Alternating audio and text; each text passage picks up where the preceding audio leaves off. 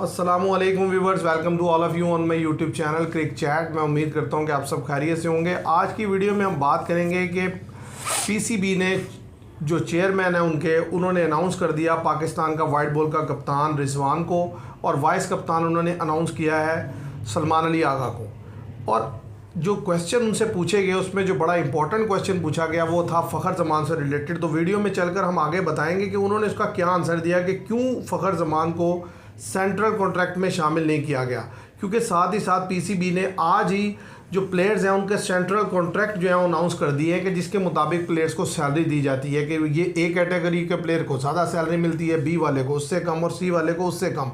तो इस वीडियो में हम ये भी बताएंगे कि कौन से प्लेयर हैं जिनको ए कैटेगरी से उठाकर बी में रखा गया है, और कौन से ऐसे प्लेयर हैं जिनको सेंट्रल कॉन्ट्रैक्ट दिया ही नहीं गया और जो है सेंट्रल कॉन्ट्रैक्ट से ही बाहर निकाल दिया गया है। तो उसके पीछे क्या रीज़न है, तो इन सारी चीज़ों पर डिस्कशन होगी। और साथ ही साथ हम बात करेंगे कि मोहम्मद रिजवान को कैप्टनसी तो मिली है, क्या हाथ पांव बांध कर कैप्टनसी दी गई है या उन्हें अथॉरिटी दी जाएगी और उनको फैसले करने दिए जाएंगे और सिलेक्शन में उनका एक रोल होगा। तो इस सारी चीज़ों पर डिस्कशन करने के लिए मेरे साथ हमज़ा हैं और आमिर हैं। तो मैं सबसे पहले इनसे ही जानता हूँ, हमज़ा से पूछ लेते हैं कि आप पहले बताएं कि जो रिजवान को कैप्टनसी दी गई है, ज़ाहिर है ऑप्शंस बहुत ज़्यादा थी, लेकिन यानी कि एक्सपेक्टेशंस यही थी कि उन्हें मिलेगी। अब जो असल क्वेश्चन उठकर आ रहा है वो ये है कि क्या रिजवान जो है वो एक कठपुतली टाइप के कैप्टन होंगे, या मतलब आपको लगता है कि वो एक अथॉरिटेटिव कैप्टन होंगे, अपनी बात मनवाएंगे और जो है सिलेक्शन में उनका एक रोल होगा। मेरे ख्याल से ये है कि जैसा कि रिजवान जो इस वक्त हैं वो डिज़र्व करते थे कैप्टनसी, तो ये है कि उनको अथॉरिटी देनी चाहिए। और जैसा कि आज वो बैठे हुए भी थे, जब प्रेस कॉन्फ्रेंस हुई, मोहसिन नकवी भी थे, चेयरमैन पीसीबी और भी बैठे हुए थे, उनके साथ बैठे हुए थे। अब इनको सिलेक्शन कमेटी में भी, सिलेक्शन कमेटी क्या कि जब किसी भी स्काउट की सिलेक्शन हो तो शायद जो स्काउट अनाउंस किया ऑस्ट्रेलिया के ख़ासतौर पे ओडीआई और T20 के लिए, शायद इनका हाथ हो बीच में, क्योंकि इनको तो अंदर खाने खबर आई थी कि जी ज़्यादा चांस जो है कैप्टनसी वो रिजवान को मिलेगी। जैसा कि पहले भी महीना 2 महीने पहले भी खबर चली कि रिजवान के चांस ही हैं 80%, 70-80%। अच्छा, आपको लगता है जो हमज़ा बात कर रहे हैं कि भाई यानी कि देनी चाहिए, तो लेकिन देनी चाहिए और दी है, इसमें फ़र्क है। आपको लगता है कि मतलब यानी कि रिजवान को इतनी अथॉरिटी दी जाएगी कि वो जो है वो खुलकर डिसीजन ले सकें टीम से रिलेटेड? देखिए, पाकिस्तान में जो भी मतलब ऐसा कैप्टन आता है ना जो मतलब अपनी मर्ज़ी चलाने की कोशिश करे, उसे अथॉरिटीज़ दी नहीं जाती ज़्यादा तौर पे, ठीक है। अभी इन्होंने भी जो आज प्रेस कॉन्फ्रेंस में बात की है कि मोहसिन नकवी ने कि जी क्या कहते हैं, गैरी क्रिस्टियन और रिजवान दोनों मिल के सिलेक्शन किया करेंगे, दोनों का हाथ होगा सिलेक्शन टीम की सिलेक्शन में। लेकिन मुझे उनकी बात में ना वो दम नहीं नज़र आया। रिजवान साथ बैठे हुए थे, रिजवान से 2-3 क्वेश्चन किए जिसके रिजवान सही तरह जवाब नहीं दे सके, और रिजवान बड़े मतलब ऐसे बैठे हुए थे जैसे वो बंदा बॉस के साथ नहीं बैठा होता अपने किसी, यस बॉस वाला काम मुझे तो ये लग रहा था अभी फ़िलहाल बज़ाहिर। अब यह है कि पीसीबी है, ये पाकिस्तान का कोई भी इदारा है, हमारे यहाँ जो है ना प्रेफर किया जाता है ऐसे शख्स को या ऐसे प्लेयर को कि जो यस बॉस का कायल हो। तो ऐसी सिचुएशन को देखते हुए मुझे नहीं लगता कि रिजवान के पास वो अथॉरिटी होगी कि वो क्लियर का डिसीजन ले सके। इसीलिए इतना ज़्यादा डिले भी किया गया और बहुत ज़्यादा डिस्कशन भी रही। और जो असल चीज़ है ना, जो यहाँ से भी पता चलता है कि जब मोहसिन नकवी से ये पूछा गया कि भाई आप बताएं कि रिजवान की जो कैप्टनसी है इसका ड्यूरेशन कितना होगा, तो उन्होंने कहा नहीं, इसका ड्यूरेशन कोई नहीं है। अब ड्यूरेशन ना होने का मतलब पता क्या होता है कि तलवार है जो हर वक्त लटक रही है कैप्टन के सर पे, वो परफॉर्मेंस नहीं देगा। आम देखने वालों के लिए तो यही है ना कि यार परफॉर्मेंस नहीं देगा तो ऐसे ही है। परफॉर्मेंस के अलावा एक चीज़ ये भी है कि अगर वो बोर्ड के साथ नहीं चलेगा या वो उनकी बात नहीं मानेगा तो ऐसी सिचुएशन में भी उसे हटा देंगे। जाहिर है तो पाकिस्तान में तो यही हो रहा है। तो इट मीन्स कि ये एक तरीका है कैप्टन को अंडर प्रेशर रखने का। तो ज़ाहिर है कोई भी टीम या कोई भी मुल्क जब अपना कैप्टन सेलेक्ट करता है टाइम पीरियड होता है, तो वो बताते हैं यार साल के लिए है ये फलां इवेंट तक के लिए है। हाँ जी, ये 2026 के T20 वर्ल्ड कप के लिए ऐसे ही है। अब ये थोड़ी होता है कि आप कह रहे नहीं इसका कोई ड्यूरेशन नहीं है। इट मीन्स कि मतलब अगर एक ये अभी 2 सीरीज हार के आए ऑस्ट्रेलिया से, तो आप कह नहीं जी ये तो नहीं सूट की है, तो लिहाजा किसी और को कैप्टन होना चाहिए। ऐसे ही है। और तो आप कैप्टन को अंडर प्रेशर क्यों रखें? ऑस्ट्रेलिया में सीरीज आप हार के आए और इन्हें कप्तानी से हटा दे, तो ऑस्ट्रेलिया में सीरीज जीत के कौन आता है हमारे मुल्क से जाते हैं। रिजवान को कैप्टन रखा गया, जाहिर है एक डर उनके ऊपर, एक प्रेशर है ये किस्म का। आप देखेंगे अगर ये प्रेशर उनकी गेम में ज़ाहिर होगा, उनके परफॉर्मेंस इंसान की ख़त्म हो जाती है जब इस तरह का प्रेशर होना कि यार मैं कप्तानी कर तो रहा हूँ, पता नहीं अगले सीरीज़ में मेरी कप्तानी होगी नहीं होगी इस चीज़ पे भी। और दूसरी चीज़, अगर परफॉर्मेंस दे देते हैं लेकिन बोर्ड के साथ रवैया ठीक नहीं है, मतलब वो अपनी मर्ज़ी करने की कोशिश करते हैं, उस पर भी उनको ये कह के निकाल दिया जाएगा कि यार लड़के इनके साथ खुश नहीं है, लड़के इनके साथ सही खेल नहीं रहे, मतलब लड़कों को इनसे शिकायत है, ये कह के निकाल दिया जाएगा। तो जिसकी पास अथॉरिटी है वो कोई भी बहाना लगा सकता है। हाँ जी। अब देखें ना, जो सेंट्रल कॉन्ट्रैक्ट दिए हैं प्लेयर्स को, जो अच्छा सेंट्रल कॉन्ट्रैक्ट पे आने से पहले मैं एक जो बात कि जो वाइस कैप्टन है सलमान अली आगा, हाँ।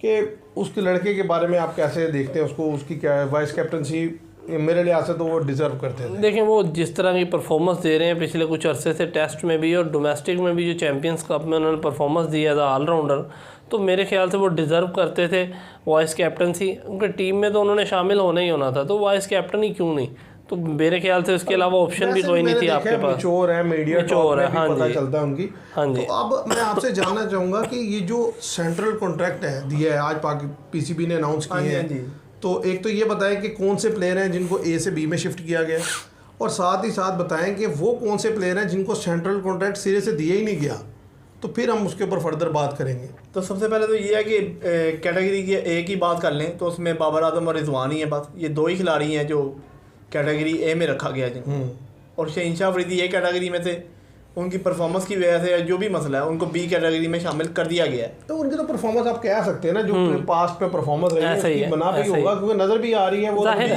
बी क्या उन्हें सी में भी कर दो तो ठीक है। और बी कैटेगरी में जो ओल्ड लड़के हैं, नसीम शाह हैं दूसरे नंबर पे, और शान मसूद बी कैटेगरी में शामिल किया गया। पर इसकी एक वजह वगैरह जी, अगर इनकी कैप्टनसी गई जैसा कि लग रहा था कि चली जाएगी, पर ये 2 टेस्ट मैचेस इन्होंने सीरीज जीत ली इंग्लैंड के खिलाफ, तो इससे ज़रा इनका मोरल थोड़ा हाई हुआ है, क्योंकि अब ये सीरीज़ खेलेंगे अफ्रीका में, इनका जाके पता चलेगा जब ये दिसंबर में जाएंगे। तो अगर तो इनकी कैप्टनसी जाती है तो ज़्यादा चांस है ये सी कैटेगरी में। देखें ये भी एक जो इनके ऊपर तलवार लटकाई है पीसीबी ने, एक किस्म की तलवार लटकाई है कि आप अगर कैप्टनसी गई, यानी कि अगली सीरीज़ अगर आप हारे और आपकी कैप्टनसी गई तो आपको बी से सी में कर दिया जाएगा कैटेगरी में।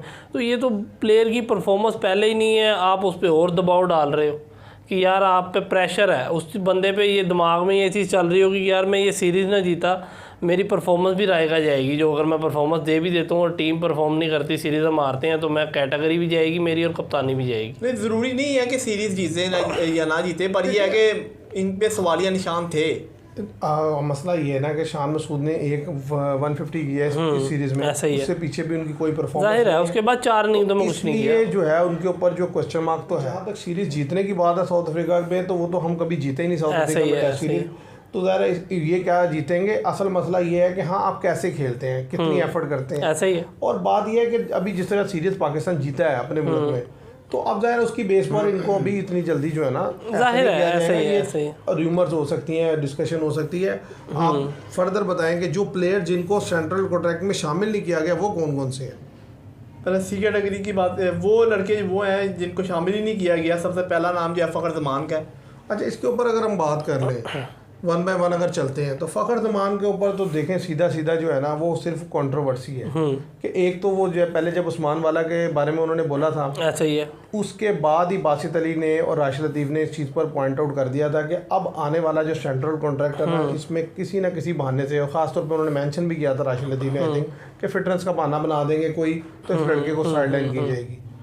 और उस लड़के ने आप कह लें अपने पाँव पे कुल्हाड़ी मार ली जो उसने ट्वीट कर दिया। नहीं करना चाहिए था, हम भी समझते हैं, क्योंकि ज़ाहिर है वो डिसिप्लिन की खिलाफ वर्जी होती है, लेकिन मेरा ख्याल है थोड़ा पीसीबी चेयरमैन को दिल बड़ा करना चाहिए और कि उनको तंबी करके टीम में शामिल करना चाहिए था। लेकिन आपने उन्हें टीम से भी निकाल दिया और अब सेंट्रल कॉन्ट्रैक्ट तो दिया ही नहीं आपने उनको। ऐसे ही है, तो ये तो बड़ी ज्यादती है। जब आपने सेंट्रल कॉन्ट्रैक्ट ही नहीं दिया तो टीम में क्या शामिल करें? ऐसे ही है। ये ऐसे भी लड़के टीम में शामिल हुए हैं जिनको सेंट्रल कॉन्ट्रैक्ट नहीं मिला, जैसे तैयब ताहिर हैं, शाहनवाज सानी है। ऐसे ही है, ये आप अपने टीम में तो शामिल कर सकते ऐसे ही है। लेकिन हमारे होता ही है कि हम बनाते हैं निशाने इब्रत कि भाई तुमने बोला कैसे, तुमने बात कैसे की, ताकि और कोई बंदा बात ना कर सके। असल चीज ये है कि इसके लिए बाकी लड़कों को आवाज उठानी चाहिए और उन पे भी आ सकता है। देखिए, जरूरी नहीं है कि आपने मीडिया में आके बात उठानी है, आप अंदर बोर्ड में बात कर सकते हैं, सिलेक्शन कमेटी में बात कर सकते हैं। रिजवान जैसे अगर अभी तो सीरीज़ के लिए अनाउंस हुए हैं, ये एक सीरीज़ गुजरती है, दो सीरीज़ें गुजरती हैं, तो रिजवान बात कर सकते हैं अगर पाकिस्तान सीरीज़ जीत जाता ऐसे है। ही है, ऐसे ही रिजवान अपनी कह सकते हैं कि नहीं, मैं समझता हूँ ये बड़ा इंपॉर्टेंट प्लेयर है, इसे टीम का हिस्सा होना चाहिए, जो उससे गलती हुई उसको जो है नजरसानी कर देनी ऐसे ही है, ऐसे ही। वो कह रहे जी अभी तक वो अपना जवाब नहीं दाखिल करा, भाई क्या जवाब दाखिल कराएंगे, वो यही कहेंगे भाई ट्वीट की थी, मुझे लगा जाहिर है मैंने कह दिया, और क्या आप करेगा। देखिए ना, 2 रिजर्वेशन रखती हैं उसके ऊपर उन्होंने कि मुझे ये इस पे थोड़ा इशू है। एक तो उन्होंने कह दिया मेरा कि ट्वीट पे, मुझे ट्वीट है इनका जिस पे कि हमें एतराज़ है, इन्होंने ट्वीट किया, ठीक है। सिलेक्शन कमेटी वो कह रहे हैं अगर कोई बंदा बाहर करती है तो उसके ऊपर कोई बयान नहीं आना चाहिए किसी भी लड़के का, वो जिसे इन करती है, जिसे आउट करती है, वो सिलेक्शन कमेटी का मसला है।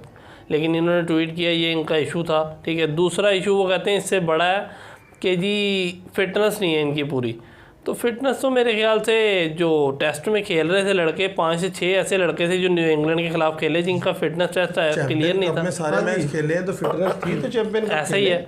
और चैंपियन कप के बाद कोई, या फिर आप बताएं कि कोई इंजरी हुई है उन्हें, तो ऐसा ही है। आप तो उसके बाद टेस्ट लेते तो कह रहे फिटनेस नहीं है। तो भाई चैंपियन कप में आपने बहुत सारे लड़कों को इसी वजह से बाहर किया कि भाई ये फिट नहीं थे। हाँ जी, वो खेल रहे थे, लेकिन फिट थे तो खेल रहे थे ना। अब क्योंकि ये सबसे अच्छा बहाना होता है, लेकिन लड़के को गया तूने बोलना नहीं है। हाँ जी, हम जो भी रीजन देंगे आप चुप रहे, चुप रहे। एक वजह ना, जैसा कि अब ये जब फर्स्ट टेस्ट मैच में इनको डिफीट हुई पाकिस्तान को, तो उस्मान खान और फ़खर जमान को इन्होंने स्काउट में पिंडी बुला लिया था। स्काउट में क्या शामिल करना, तो जब इनके टेस्ट वगैरह हुए थे, अब पता नहीं जब ये फिटनेस टेस्ट इन्होंने पास किया या नहीं किया। ये चीज़ें प्लेयर को ख़राब करती हैं। अगर छोटा सा ट्वीट कर दिया प्लेयर ने, माफ़ी दे देनी, तो इस पे ये नहीं होना चाहिए कि आप जवाब जमा कराएं। मतलब आप इतनी सी बात पे भी हर चीज़ का जवाब जमा कराना पड़ेगा, तो फिर प्लेयर पे बड़ा मुश्किल होता है ये प्लेयर के लिए, ठीक है। प्लेयर परफॉर्मेंस दे, प्रैक्टिस करे, या आपको जवाब दे हर चीज़ का। भाई अगर आप उसको बुलाकर तम भी कर दें कि भाई ये तरीका ठीक नहीं है, अगर आपको कोई रिजर्वेशन है भी, तो आप उसको इदारे के अंदर रहते हुए बात करें। इस तरह ओपन मीडिया में आकर जो इस तरह की डिस्कशन ना करें, क्योंकि सारा सिलेक्शन कमेटी ने किसी को सिलेक्ट भी करना है, किसी को ड्रॉप भी करना है। अगर सबको इजाज़त दे दी जाएगी, वो तो फिर जो है वो डिसिप्लिन इनडिसिप्लिन हो जाएगा, बड़ा मसला हो जाएगा। तो मतलब एक तरीके से मामले को हल किया जा सकता था, लेकिन वो बस उसको मजीद हवा देना ही मकसद है। और अब जाहिर है जिस तरीके से उन्होंने ड्रॉप किया, तो ये तो सब लोगों को इसके ऊपर बात करनी चाहिए। और फर्दर जो प्लेयर जिनको ड्रॉप किया उनको बताएं। इमामुल हक हैं, फ़हीम अशरफ हैं, हसन अली हैं, शाहनवाज दानी हैं। अच्छा, इन 4 प्लेयर्स में से मेरा ख्याल है 3 को तो ठीक ही किया गया। हाँ। हसन अली ना पाकिस्तान के लिए अवेलेबल है, ना खेलते हैं। शाहनवाज इमामुल हक भी देखे तो कोई खातिर का परफॉर्मेंस है नहीं उनकी। शाहनवाज दानी को मेरा ख्याल है एटलीस्ट सी कैटेगरी में, सी कैटेगरी में वो लड़का कम से कम टीम के लिए अवेलेबल भी होता है, परफॉर्म भी कर रहा है। ऐसा ही है। अभी पीछे भी उसने बेहतर गेंद किया जूनियर एशिया कप में। ऐसा ही है। तो मतलब इसको सी कैटेगरी तो मेरा ख्याल है उनकी बनती थी। एहसानुल्लाह, वो तो वैसे ही साइडलाइन कर दिया आपने, अब तो वो फिट ही नहीं है, वो फिट ही नहीं है। अब तो वो लड़का तो बाहर ही बाहर है। तैयब ताहिर, मोहम्मद हारिस, जमान खान, इमाद वसीम, इफ्तिखार। ये बड़ा अजीब है, मोहम्मद हारिस को आप मुसलसल ए टीम का जो है वो कप्तान बना के भेज रहे हैं। हाँ, और इधर आप कैटेगरी यहाँ पर आप उसे सी कैटेगरी भी देने के लिए तैयार नहीं है। सी कैटेगरी क्या, इससे पहले ये बड़ा शोर मचा गया जी T20 के कैप्टन जो होंगे हम, जैसा गैरी क्रिस्टन ने कहा जी हम यंग कैप्टन T20 के लिए लाना चाहते हैं, वो मोहम्मद हारिस, इनका नाम आया। देखें चैंपियन कप में आपने एक टीम का कप्तान बनाया हुआ था उसे। हाँ जी, और बाबर आजम वाली टीम के कप्तान थे वो। हाँ जी। हाँ, तो बाबर आजम कप्तान ही नहीं कर रहे, वो लड़का कप्तान ही।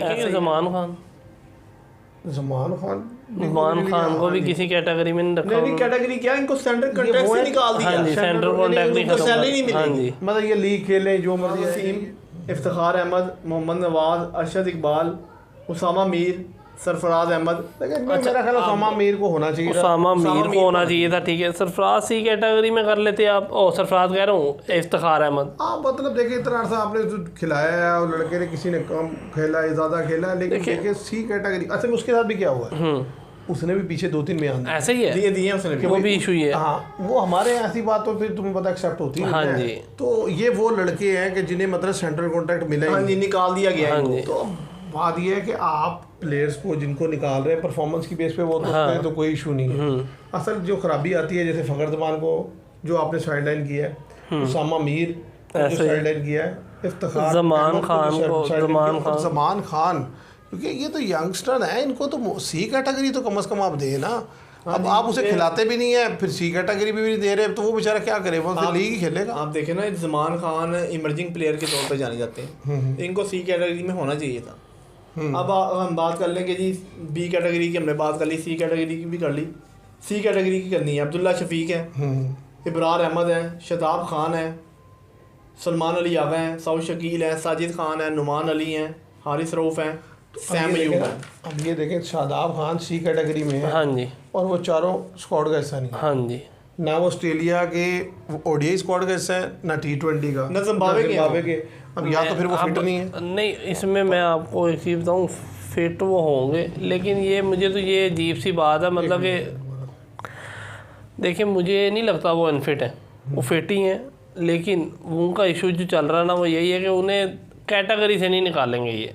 उसकी वजह है कि वो बोर्ड में उनके ताल्लुकात हैं और आपको पता ही है उनके ससुर का, तो वो इस चक्कर में बस कैटेगरीज में है, सैलरी मिलती रहेगी उनको, वो खेले ना खेले। असल में बात यह है कि जिन लड़कों को आपने दिया है ठीक है, और जिनसे सेंट्रल कॉन्ट्रैक्ट लिया है परफॉर्मेंस की बेस पे वो तो गुड है, लेकिन जो उसके अलावा लड़के हैं मेरा ख्याल है उनको किसी ना किसी जगह एडजस्ट होना चाहिए था। जैसे अब तैयब ताहिर को आप टीम में ले रहे हैं, अब अगर वो परफॉर्म करता है तो उस लड़के को सी कैटेगरी में तो एटलीस्ट ले लेना चाहिए। अच्छा, जमान खान ज़ाहिर है पाकिस्तान के लिए अवेलेबल होते हैं, खेलते हैं, अब आप उन्हें नहीं खिला रहे या आपकी प्रायोरिटी में वो लड़का नहीं है, तो लेकिन कम से कम सी कैटेगरी में रखें। कल को जब उसे बुलाना होगा तो आपके पास ये अथॉरिटी तो हो कि आप उसे बुलाएं। अब ये तो जो आपने बताए वो सी कैटेगरी के प्लेयर थे। अब फर्दर डी कैटेगरी की अगर हम बात करें तो आमिर जमाल है, Mohammad Wasim junior right arm fast medium, Mohammad Hasnain, Mohammad Huraira, Mir Hamza, Khurram Shahzad, Mohammad Ali, Usman Khan, Hasibullah Khan, Mohammad Irfan Khan Niazi, Kamran Ghulam, Abbas Afridi. देखिए ना, डी कैटेगरी तक आप दे रहे हैं तो मतलब क्या ये लड़के इतना भी डिजर्व नहीं करते थे कि इन्हें डी कैटेगरी दे दी जाती? जमान खान हो गया, उसामा मीर हो गया, इफ्तिखार अहमद हो गया, ठीक है, फ़खर जमान हो गया, मतलब ये नहीं कि चले उसको तंबी करके आप उसको सी दे दें कि तुम्हारी पनिशमेंट है ये 6 महीने ये साल तुम ऐसे रहोगे। लेकिन ये तो बिल्कुल ज्यादती होती है लड़के को, मतलब सिरे से आप सेंट्रल कॉन्ट्रैक्ट से ही निकाल दें। मेरा तो इस पर ये है कि आप समझा के उसको जो है ना देना चाहिए। आप क्या कहते हैं इस पर? नहीं देना चाहिए उनको, फ़खर जमान को ख़ास तौर पे, उसामा मीर को, इफ्तिखार अहमद को भी कर लें, ये 3 है। बाकी तो देखें ये जो 3 प्लेयर हमने नाम लिए, इन तीनों को ये 4, चौथा जमान खान हो गया, ये चारों को सी कैटेगरी या डी में रखना चाहिए था, क्योंकि देखें फ़खर जमान खान, उसामा मीर, ये तीनों तो ऐसे प्लेयर हैं। चले इफ्तिखार का आप कहें कि आप नहीं उन्हें खिला रहे, टीम में भी नहीं खिलाना चाह रहे, तो स्क्वाड में भी अनाउंस नहीं किया आपने उन्हें, तो मेरे ख्याल से ठीक है, लेकिन इन तीनों को तो कम से कम कैटेगरीज में रखना चाहिए था। उसकी वजह है कि ये तीनों भी ना तो बहुत ज़्यादा एजिड है, ठीक है, तीनों भी ख़ासतौर पे 2 तो यंग है, उसामा मीर और जमान खान बिल्कुल, ठीक है, तो फ़खर जमान भी, और ये तीनों को इसलिए होना चाहिए था कि तीनों अच्छे प्लेयर हैं। ख़ासतौर पे फ़खर जमान आपको ओपनिंग के तौर पे बड़े ज़बरदस्त प्लेयर हैं। आपके पास एक ही तो प्लेयर है जो मतलब दौरे हाजिर में जिस तरह की क्रिकेट चल रही है, जिस स्ट्राइक रेट से क्रिकेट चल रही है उस तरह खेलता है वो, तो आपने उसे भी नहीं रखा किसी कैटेगरी में, तो आप क्या कर रहे हैं, कुछ समझ नहीं किसी को। तो व्यूअर्स बात तो क्लियर कट ये है कि भाई ज़ाहिर है जो सबसे बड़ी रिजर्वेशन है वो फ़खर जमान पर है। उसके अलावा तो जो प्लेयर्स हैं उन पर भी, जैसे आमिर ने बात की, हमजा ने बात की कि आपने जिनको सेंट्रल कॉन्ट्रैक्ट दिया बहुत अच्छा किया, लेकिन जिनको नहीं दिया उनमें से कम जिन लड़कों के नाम इन्होंने लिए कि उनके ऊपर नज़रसानी होनी चाहिए। तो और मैं उम्मीद करता हूँ आपको ये वीडियो पसंद आएगी। वीडियो पसंद आए तो इसे लाइक कीजिएगा, शेयर कीजिएगा, चैनल को सब्सक्राइब कीजिएगा। Thank you very much.